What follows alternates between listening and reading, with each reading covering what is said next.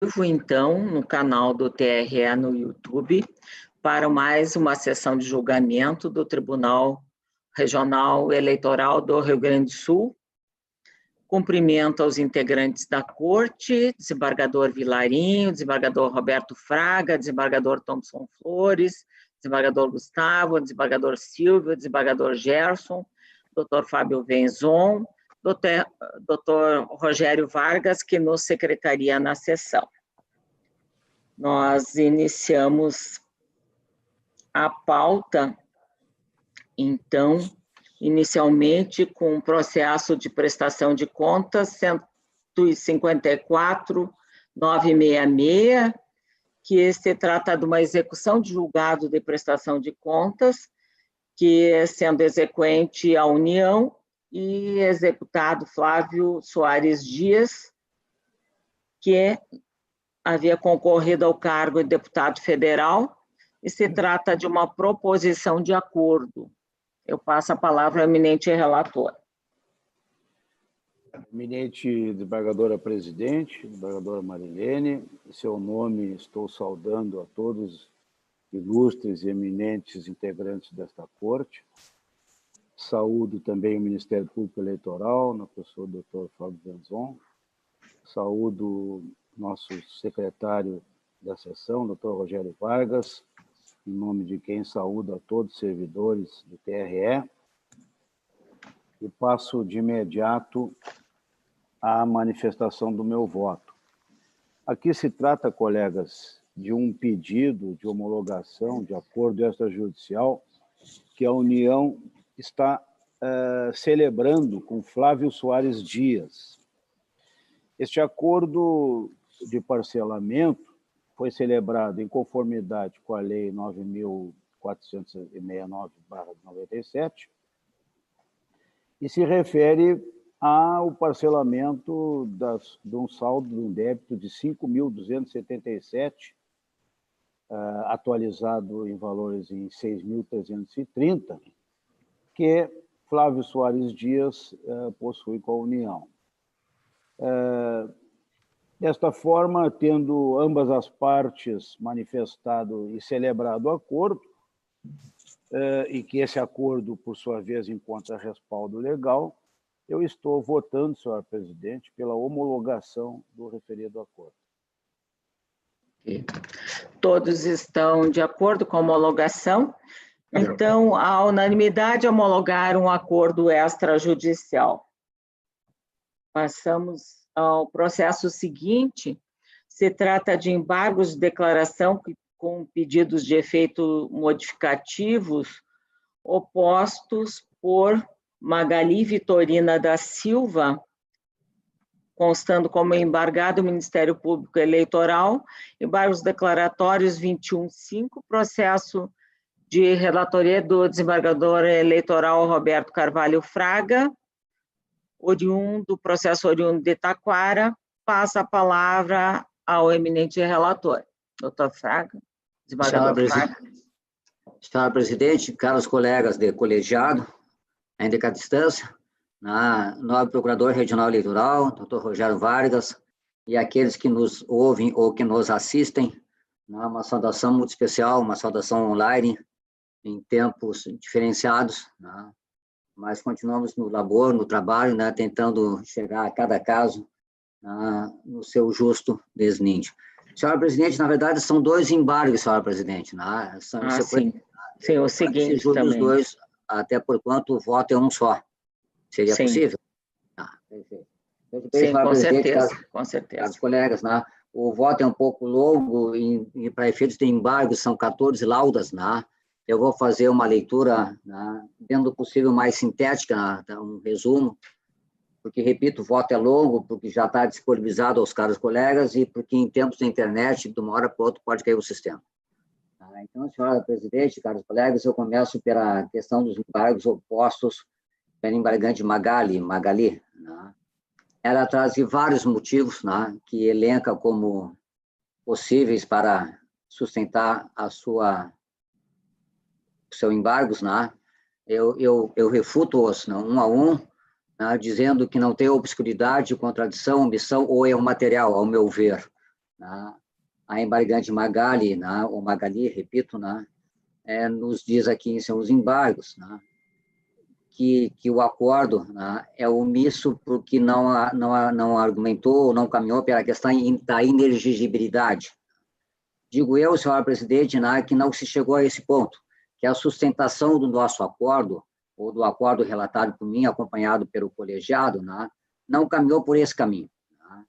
Muito pelo contrário, né, se reconhece sim que houve a questão da desincompatibilização de direito, mas de fato é que isso não ocorreu.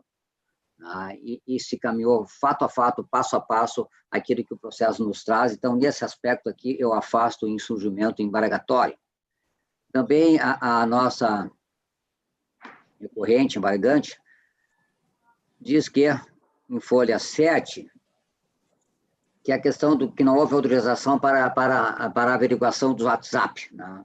Digo eu que sim, que houve autorização e que o WhatsApp, né, que as conversas do WhatsApp foram buscadas de forma contextualizada com os fatos trazidos à lide, pelo que afasto também, nesse aspecto, o insurgimento embargatório.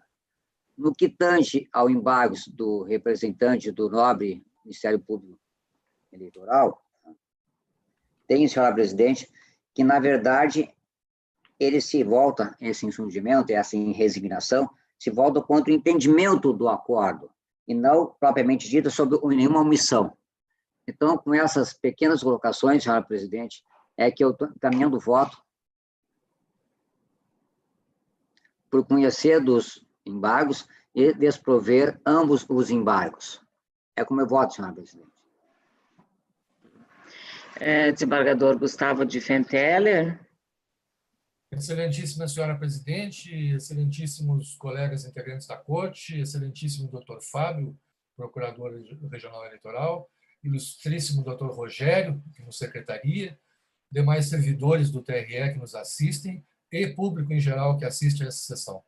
Eu já havia tido acesso aos autos e ao muito bem elaborado voto do relator desembargador Fraga, e razão pela qual eu estou acompanhando integralmente a sua posição.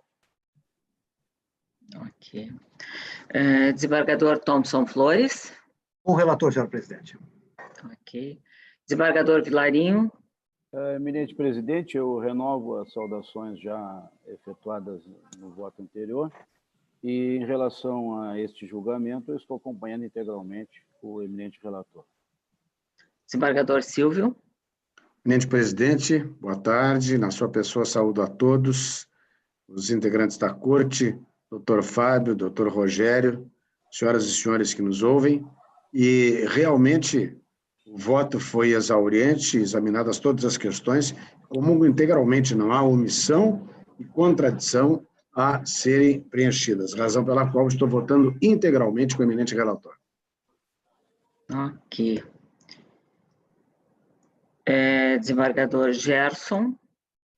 Senhora presidente, também em seu nome, estendo a saudação a todos os integrantes da corte, ao ilustre doutor Fábio Venzon, ao doutor Rogério Vargas, e quero apenas salientar e parabenizar o nobre relator, desembargador Roberto Fraga, que ele, no seu voto, foi primoroso e até por isso extenso e trabalhoso, demonstrou a cada passo aonde que o acórdão em pleno tinha enfrentado especificamente todos os temas que foram nos embargos suscitados como omissão. Não houve absolutamente omissão alguma e sequer também a obscuridade levantada.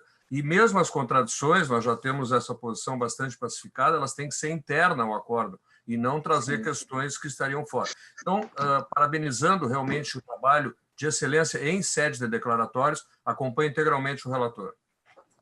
Ok. Então, proclamando o resultado, que são 2 embargos de declaração, também houveram, como já destacado pelo eminente relator, outros embargos interpostos pelo Ministério Público Eleitoral. Por unanimidade, negaram provimento a ambos os embargos declaratórios nos termos do voto do relator. Próximo processo da pauta também são embargos de declaração, processo 1594, estes de relatoria do desembargador federal Carlos Eduardo Thompson Flores Lenz, figurando como embargante o Ministério Público Eleitoral, embargado o Partido Trabalhista Brasileiro de Porto Alegre. Eu passo a palavra ao eminente relator. Senhora Presidente, na pessoa de Vossa Excelência, cumprimento todos os demais colegas, o eminente Procurador Regional Eleitoral, bem como o doutor Rogério Vargas, o excelente corpo funcional da Casa. Trata-se de uma questão bem singela, trata-se de embargo de declaração oposto pelo Ministério Público Eleitoral contra acórdão que a unanimidade negou provimento ao recurso eleitoral. Sustentou o embargante que haveria omissão quanto à determinação do recolhimento de R$ 124.663 em virtude da utilização irregular do fundo partidário. Entende ser matéria de ordem pública que alcançaria o efeito translativo do recurso. Ao contrário, peço vênia ao Ministério Público Eleitoral, ao contrário do que sustenta o embargante, o acórdão foi claro nas razões pelas quais entendeu não ser possível a determinação do recolhimento da importância em virtude da utilização irregular do fundo partidário. Não houve omissão, como se pode observar, do que constou do acordo embargado. Eu transcrevo aqui, senhora Presidente, a porção do acordo que tratou expressamente dessa questão. Ao cotejar o conteúdo da sentença, percebe-se que não houve determinação do recolhimento dessa importância em virtude da utilização irregular do fundo partidário. E esta matéria não foi desafiada em recurso pelo Ministério Público, quanto a esse ponto. Portanto, essa transitou em julgado e, na espécie, não é conhecível de ofício essa matéria, de modo que, com a devida vênia, pela ausência de recurso do Ministério Público nesse tópico, não tem como a questão ser novamente trazida ao tribunal. A matéria o acordo embargado não foi omisso, de modo que eu voto, então, pela rejeição dos embargos de declaração. Esse é o voto, senhor presidente. Obrigada, desembargador Vilarim. Acompanhe integralmente o eminente relator, senhora presidente. Desembargador Silvio. Da mesma forma, presidente, com o relator. Desembargador Gerson. Acompanho o relator. Desembargador Fraga. Acompanho o eminente relator, senhora presidente. Desembargador Gustavo. Igualmente acompanho o relator, senhora presidente. Ok. Então, proclamando o resultado, por unanimidade, rejeitar os embargos de declaração nos termos do voto do relator. Nós temos, na sequência, vários processos administrativos de requisição de servidores. Eu pergunto aos eminentes pares se há algum destaque, alguma objeção às requisições nos termos lançados. Eu vou proclamar, então, o resultado quanto ao deferimento dos pedidos. Ok? Então, a primeira delas, processo 060.002912, requisição de servidor para o juízo da 23ª Zona Eleitoral de Juí, servidor Marcos Rogério Buron. Por unanimidade, deferiram o pedido de requisição. Seguinte, processo administrativo 060.003871, requisição de Juliano Rei Machado para o juízo da 96ª Zona Eleitoral de Cerro Largo. Por unanimidade, deferiram o pedido. Processo 060.004733, requisição de Laura da Silva Belchior para o juízo da 23ª Zona Eleitoral de Ijuí. Por unanimidade, deferiram o pedido de requisição. Na sequência, processo administrativo 060.004648, requisição de César Lei Carpenedo para o juízo da 146ª Zona Eleitoral de Constantina. Por unanimidade, deferiram o pedido de requisição. Também processo 060.004818, requisição de Luciana Girardi para a 136ª Zona Eleitoral de Caxias do Sul. Por unanimidade, deferiram o pedido. Processo administrativo 060.004903, requisição de Murilo Cedres Araújo para o juízo da 163ª Zona Eleitoral de Rio Grande, por unanimidade, deferiram o pedido de requisição. Também requisição, processo 060-005085, requisição de Maria Alice Brancher para o juízo da 29ª Zona Eleitoral de Lajeado, por unanimidade, deferiram o pedido. Também processo 060-006469, requisição de Gerson Luiz Machado Brum para o juízo da 7ª Zona Eleitoral de Bagé, também deferido o pedido. E ainda a requisição, última requisição, processo administrativo 060-007938, requisição de Karina Linassi para o juízo da 98ª Zona Eleitoral de Garibaldi, por unanimidade, deferiram o pedido. E, por último, temos um processo administrativo oriundo do SEI 341/2020, que é a resolução número 341, que atualiza as medidas de caráter temporário para a mitigação dos riscos decorrentes do contágio pelo novo coronavírus,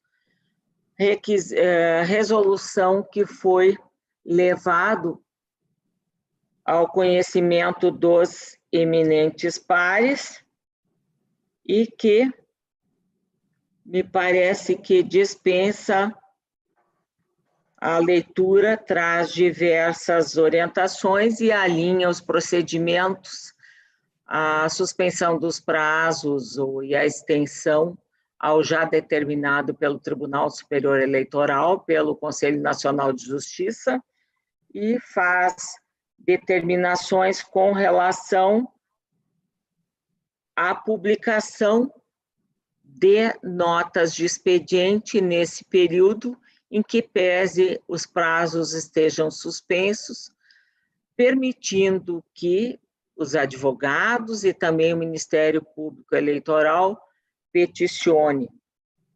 Eu vou abrir só um minutinho o texto da resolução aqui para destacar mais uma que outra providência que parece que seria adequado para, traz diversos considerandos, né? Então, complementa a resolução de número 340, que foi emitida em 16 de março de 2020, e que estabeleceu medidas temporárias de prevenção e estende, no caso, esse prazo, que a vigência inicial era até 31 de março, agora estendemos até 30 de abril. E fica definido também que eventuais medidas poderão ser prorrogadas, revistas ou revogadas a qualquer momento, por ato conjunto desta presidência e da Corregedoria Regional Eleitoral, em virtude do avanço ou retrocesso dos índices de infecção divulgados pelas fontes oficiais brasileiras. Estabelece, então, disciplina, como já anteriormente, o horário de expediente extraordinário, de funcionamento do plantão, não havendo expediente para atendimento externo, mas plantão no período das 12 às 19 horas, define também, como já existe publicação no site do Tribunal Regional Eleitoral, os e-mails de cada cartório e zona eleitoral para o encaminhamento de pedido de providências e também os vários telefones celulares dos chefes de cartório que estão em plantão e também os correspondentes no Tribunal Regional Eleitoral, que são os canais de atendimento digital e telefônicos para atendimento emergencial.